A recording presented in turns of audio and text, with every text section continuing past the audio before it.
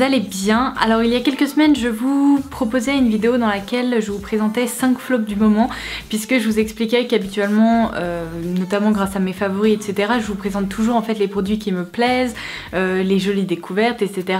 Alors heureusement il y en a plus que des flops, mais évidemment il m'arrive de tester des produits qui me plaisent beaucoup moins pour diverses raisons, et aujourd'hui j'en ai de nouveau réuni 5, donc je vais vous en parler et partager ça avec vous parce que peut-être ça pourra vous permettre de faire des économies. Donc c'est parti. Si vous me suivez depuis un moment, vous devez déjà savoir que l'huile Essence Absolue de Shu Uemura est pour moi la meilleure huile capillaire sur le marché.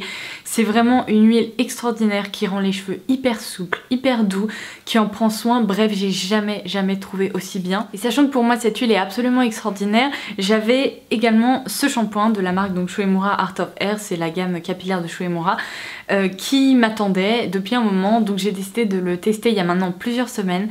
Et je ne sais pas combien de temps ce shampoing est resté dans ma salle de bain, mais je peux vous dire que ça fait un moment que je vois sa tronche sur le rebord de ma baignoire et j'en peux plus. Alors comme vous pouvez le voir, je l'ai quasiment terminé, j'arrive presque au bout et alléluia, parce qu'en fait je ne l'ai pas du tout apprécié. Il s'agit du Cleansing Oil Shampoo, donc c'est le shampoing hydratant rééquilibrant pour cuir chevelu et cheveux secs.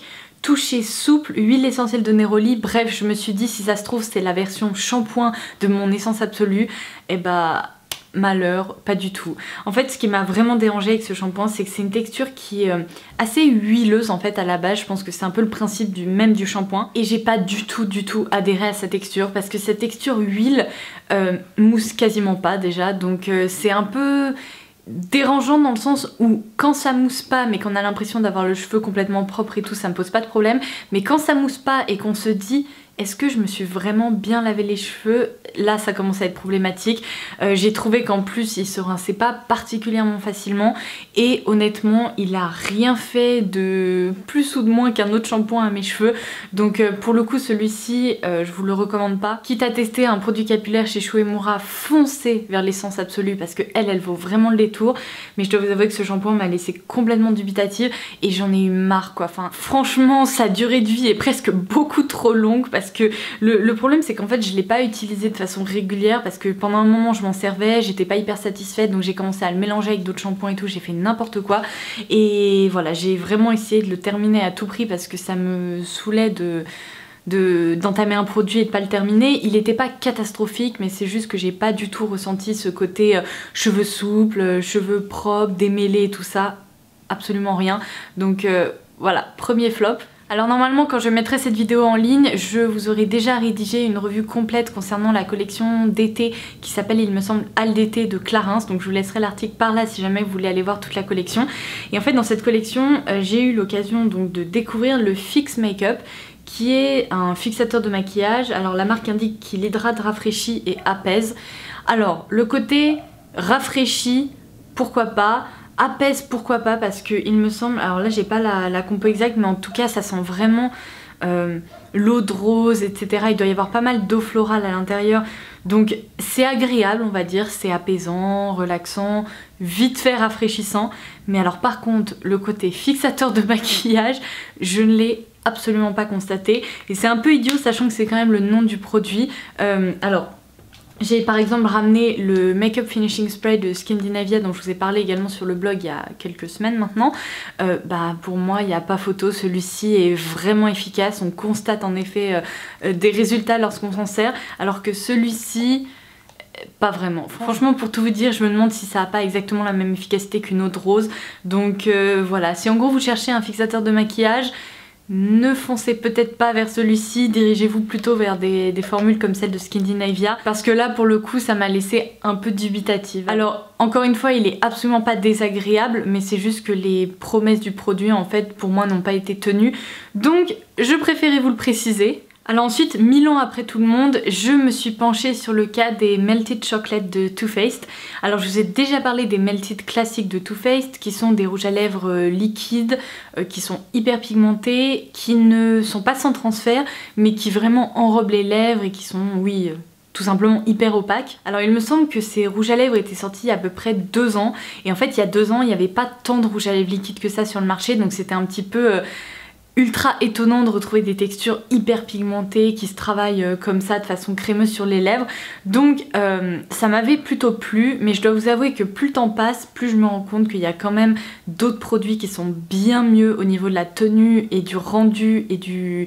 pas du confort dans le sens qu'ils sont inconfortables, mais plutôt du confort dans le sens on se dit pas oh mon dieu je vais me retrouver avec du rouge à lèvres ici ou alors sur les dents, etc. J'ai vraiment hâte que les Melted Matte de Too Faced sortent en France parce que là pour le coup ils ont l'air vraiment incroyables. Mais entre ces deux sorties, on va dire les Melted Classic et les Melted Matte, ils nous avaient également proposé il y a quelques mois des Melted Chocolate qui en fait viennent compléter la gamme au chocolat. Par exemple les différentes palettes qu'ils ont pu sortir qui sentent vraiment le Kinder et que moi j'adore. Alors il faut aimer mais moi j'adore. Et là en fait ils avaient sorti des rouges à lèvres liquides avec un parfum chocolat. Alors pour le coup leur parfum n'est pas le même que les palettes qui sentent le Kinder sucré, très doux, hyper gourmand. Là je trouve que ça sent un peu le chocolat caramélisé, c'est un petit peu étonnant, le parfum déjà me plaît beaucoup moins. Mais alors je dois vous avouer que notamment cette teinte m'a pas du tout convaincue, c'est la Chocolate Cherries, c'est un marron très très foncé, je vais vous faire un swatch, hop. Alors côté pigmentation évidemment il n'y a rien à dire, côté parfum moi comme je vous le dis j'aime beaucoup moins que l'odeur Kinder classique de la gamme chocolate de Too Faced, mais disons que c'est assez gourmand et ça peut être sensoriel et assez fun. Mais en fait ce qui me dérange vraiment avec ce produit c'est que je m'en rends vraiment de plus en plus compte, mais toutes les teintes foncées des Melted sont vraiment galères à porter au quotidien. Déjà parce que la texture est un peu épaisse, donc avec des couleurs comme ça pour réussir à bien définir le contour des lèvres, honnêtement on y passe facilement 10 minutes pour être sûr d'avoir un résultat parfait. Et honnêtement après 10 minutes il faut quand même tracer un peu le contour de ses lèvres avec par exemple un petit crayon beige ou un petit peu de fond de teint histoire de voilà d'avoir un fini nickel, parce que moi je fais partie de ces filles qui détestent avoir des espèces de rebords un petit peu approximatifs. Mais en plus il a vraiment tendance à faire des catastrophes, c'est-à-dire se transférer sur les dents, donc on se retrouve facilement avec des taches comme ça sur les dents, donc le truc hyper discret. On peut très facilement également se retrouver avec une trace sur le menton sans trop s'en rendre compte, ou alors il suffit de faire un geste un peu brusque et alors là c'est la catastrophe, c'est-à-dire qu'il suffit par exemple de balayer un peu sa main ou un papier ou une écharpe ou que sais-je et vous vous retrouvez avec des pigments comme ça partout sur le visage. Donc ouais finalement je suis pas vraiment convaincue par cette gamme là en fait des Melted Chocolate, tout simplement parce que déjà la texture de base des Melted commence de plus en plus à me décevoir, à part pour les teintes claires qui restent, enfin en tout cas plus faciles à porter au quotidien, qui sont tout simplement plus faciles à utiliser et à porter. Mais par contre pour les teintes foncées, moi je vous conseille de vous diriger vers d'autres gammes, parce qu'il y a 2 ans ça valait peut-être le coup, mais aujourd'hui il y a tellement d'autres formules qui sont plus réussies que ça que... Voilà, je suis pas transportée et c'est pas un produit que je valide. Par contre, comme je vous le disais, j'attends vraiment les Melted Matte au tournant parce que là, je pense qu'ils vont être plus sympas à porter et plus dans l'air du temps, donc à suivre. Je passe à mon 4e flop. Alors c'est un soin, c'est le nouveau soin hydratant lissant booster d'éclat de Bioderma. Ça fait partie de la gamme Hydra Bio, c'est un perfecteur avec un SPF 30. Alors ce produit se destine normalement aux peaux sensibles déshydratées, et alors là encore plus que pour le maquillage, je trouve que mon avis, disons, par rapport à des produits de soins, ça reste hyper personnel. Ça se trouve, certaines d'entre vous pourraient l'adorer. Mais moi, je dois vous avouer que j'ai rencontré un petit problème avec ce produit. C'est pour ça que j'ai arrêté de m'en servir. C'est parce qu'il se destine aux peaux déshydratées et en fait, je le trouve trop épais. Je sais pas comment vous expliquer, mais c'est pas la texture en elle-même qui est ultra riche et ultra épaisse, mais c'est vraiment le rendu qu'il laisse sur la peau. Si vous voulez, quand on a la peau déshydratée, on a tendance à vouloir des produits ultra aqueux qui pénètrent vraiment en profondeur et qui viennent réhydrater en profondeur. Et là le problème c'est que j'ai l'impression qu'il ne fait absolument pas ça, c'est-à-dire qu'il nourrit, ça c'est sûr, mais dans ce cas c'est pas un produit qui se destine aux peaux déshydratées mais plutôt aux peaux sèches tout simplement. Et en ce moment j'ai pas particulièrement la peau sèche mais plus la peau un peu déshydratée, donc ce qui fait que vraiment je suis pas convaincue par ce truc. Je le trouve... ouais, un peu gras en fait sur la peau, c'est pas très agréable. Et vu que c'est un booster d'éclat et qui reste quand même assez lumineux sur la peau, il a ce côté très légèrement rosé, un petit peu pas nacré, mais vous voyez, il booste en fait un peu l'éclat. C'est un soin de jour et de ce fait, je trouve que ce n'est absolument pas une bonne base de maquillage parce que son fini est trop gras. Le fond de teint peut un peu bouger là-dessus et donc je suis pas convaincue. Et en plus, la marque précise excellente base de maquillage. Moi, je trouve pas. En tout cas, pour... le type de peau pour lequel ça a été pensé, je trouve pas que c'est révolutionnaire. Là pour le coup il a pas intégré ma routine soin parce que dès les premières applications j'ai pas du tout été convaincue. Donc pour moi c'est un flop. Et je termine par le plus gros flop de cette vidéo. Là je dois vous avouer que j'ai vraiment pas compris le principe du truc et je vois pas du tout l'intérêt du produit. Normalement sur le blog d'ailleurs quand je publierai cette vidéo il y aura déjà ma revue complète de la collection été de Dior cette fois-ci. Donc pareil je vous laisserai ma revue si jamais vous voulez aller voir les différents produits. En fait dans cette collection Dior a sorti des Milky Tints. Alors c'est exactement le même packaging que les rouges à lèvres liquides qu'ils avaient sorti il y a un moment déjà, ça doit faire au moins 1 an et demi ou quelque chose comme ça. Vous savez, ce sont des packagings qui sont absolument sublimes, c'est-à-dire qu'on a l'impression qu'il y a un raisin juste ici. Et donc, lorsqu'on ouvre, on a vraiment en fait un applicateur mousse, donc c'est vraiment un trompe-l'œil que je trouve très réussi.